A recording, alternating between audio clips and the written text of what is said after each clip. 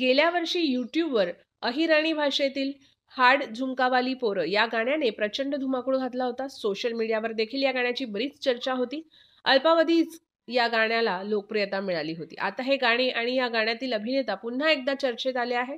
त्यामागचे कारण म्हणजे या गीतामधील अभिनेता विनोद उर्फ सचिन अशोक कुमावत विरोधात नाशिक रोड पोलीस ठाण्यात बलात्काराचा गुन्हा दाखल करण्यात आला आहे. कुमावत याने लग्नाचे आमिष दाखवून 30 ऑगस्ट 2022 ते 17 जानेवारी 2023 या कालावधीत वेगवेगळ्या ठिकाणी पीडित तरुणीवर शारीरिक अत्याचार केले. तसेच पीडित युवतीने पहिल्या लग्नाबाबत विचारणा केली असता तिला शिवीगाळ करून मारहाण करत लग्नास नकार दिला. त्या प्रकरणी नाशिक रोड पोलीस ठाण्यात शारीरिक अत्याचार केल्याप्रकरणी संशयित कुमावत विरोधात बलात्काराचा गुन्हा दाखल करण्यात आला आहे. यूट्यूब चॅनलद्वारे गीते प्रसारित करणाऱ्या कुमावतने पीडितेसोबत ओळख वाढवली.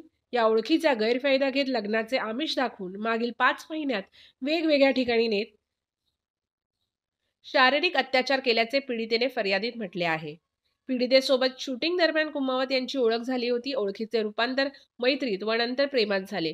ओळखीचा गैरफायदा घेत लग्नाचे आमिष दाखवून पीडितेवर अत्याचार केला.